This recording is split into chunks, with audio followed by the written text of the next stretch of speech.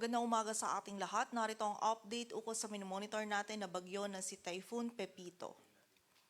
Sa kasalukuyan nga po ay patuloy nang binabaybay ni Bagyong Pepito yung karagatan, palayo pa dito sa ating kalupaan at huli itong namataan sa layong 145 kilometers west ng Sinait, Ilocos Sur. Taglay nito'y lakas ng hangin na 130 kilometers per hour malapit sa sentro at bugso ng hangin na umaabot sa 160 kilometers per hour. Ito'y kumikilos pahilagang kanluran sa bilis na 30 kilometers per hour at sa kasalukuyan po may kita nga natin dito sa ating satellite animation na bagamat yung sentro ni Bagyong Pepito ay binabaybay na po yung karagatan, is hagip pa rin ng rain bands nito itong area ng Northern Luzon maging yung ilang areas pa ng Central Luzon. So ngayong araw po yung mga areas na ito is makakaranas pa rin ng mga bugso ng mga malalakas na hangin and also ng mga pag-ulan at moderate to high risk pa rin na storm surge ngayong araw. And nakita po natin throughout this day po habang mas magiging palayo pa si Bagyong Pepito palabas ng ating area of responsibility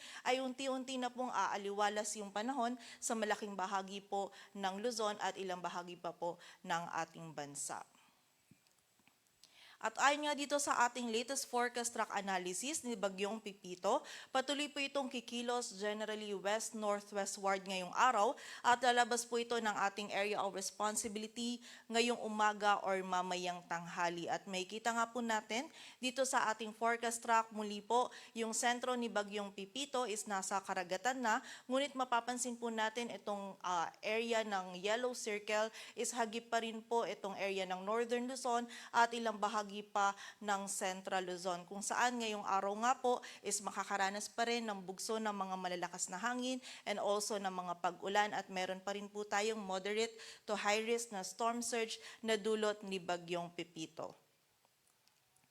At dahil nga po dito, meron pa rin tayong nakataas na wind signal number 3 sa northern and western portions ng Ilocos Sur, northwestern portion ng La Union, maging sa western portion ng Abra. Samantala, wind signal number 2 naman sa Ilocos Norte, rest of Ilocos Sur, rest of La Union, sa bahagi ng Pangasinan, rest of Abra, western portion ng Mountain Province, Benguet, northern portion ng Zambales, at wind signal number 1 naman po sa Apayao, Kalinga, rest of Mountain Province, Ifugao, western portion ng Cagayan, Nueva Vizcaya, northern and central portions ng Nueva Ecija, Tarlac at central portion ng Zambales. Kung saan yung mga areas na nabanggit po natin, lalong-lalo na yung areas under wind signal number 3, is patuloy pa rin pong makakaranas ng mga malalakas na hangin na dulot ni Bagyong Pepito. And in-expect po natin sa mga susunod na araw and within this day, ito pong mga areas natin under wind signals is unti-unti na pong mababawasan,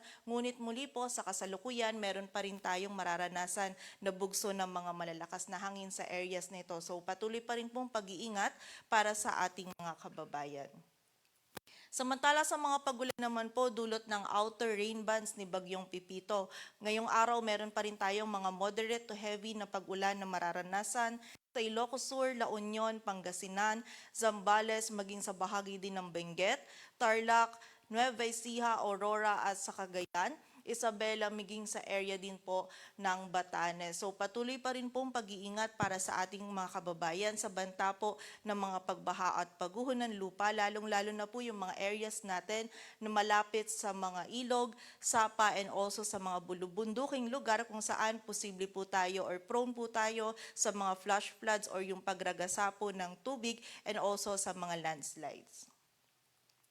At sa kasalukuyan po, meron pa rin tayong moderate to high risk ng storm surge kung saan 2.1 to 3 meters po yung posible pong taas ng storm surge sa area ng La Union, Ilocos Sur at Pangasinan. Samantala 1 to 2 meters naman sa Aurora, Ilocos Norte, Ilocos Sur, Isabela, Pangasinan at Zambales. So kapag meron pa rin po tayong moderate to high risk ng storm surge, is mas mainam po na lumayo pa rin tayo sa coastal areas and also pumunta po tayo dun sa mas mataas po na lugar para maiwasan natin yung mga pagbaha na dulot ng storm surge. At kapag meron po tayong storm surge or moderate to high risk po ng storm surge, is mas mainam po na isuspend po muna natin yung mga water or marine activities po natin, gaya po halimbawa ng surfing or ng paglangoy po dito po sa mga coastal areas po ng mga nabanggit nating lugar.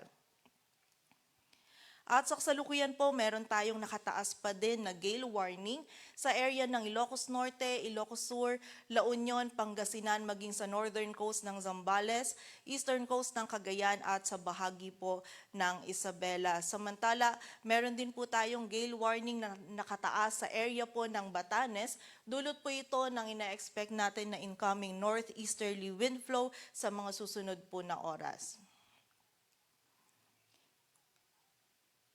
At para naman po sa magiging lagay ng panahon ngayong araw ng Lunes, malakas pa rin po na hangin and also may mga pag-ulan pa rin po tayong mararanasan dito sa area ng Ilocos Region. Dulot pa rin po yan ni Bagyong Pepito. Samantala, may bugso pa rin po tayo ng mga malakas na hangin and panakanakang pag-ulan dito sa Cordillera Administrative Region and also dito din sa area ng Zambales. And samantala naman po, magiging maulap pa rin po yung ating kalangitan sa malaking bahagi ng Cagayan Valley, sa nalalabing bahagi pa ng Central Luzon, maging sa area po ng Calabarzon at dito sa Metro Manila ngayong araw kung saan may tsansa pa rin po tayo ng mga kalat-kalat na pag-ulan, pagkidlat at pagkulog. Dulot naman po yan ng trough or ng extension ni Bagyong Pepito. Samantala, sa nalalabing bahagi naman po ng Luzon ay meron lamang tayong mararanasan ng mga isolated na mga pag-ulan, dulot yan ng mga localized thunderstorms. Samantala, sa bahagi naman po ng Visayas at Mindanao ngayong araw ay patuloy pong magiging bahagyang maulap hanggang sa maulap yung ating kalangitan. Meron lamang po tayong mararanasan pa rin ng mga isolated na mga pag-ulan, dulot yan ng mga localized thunderstorms.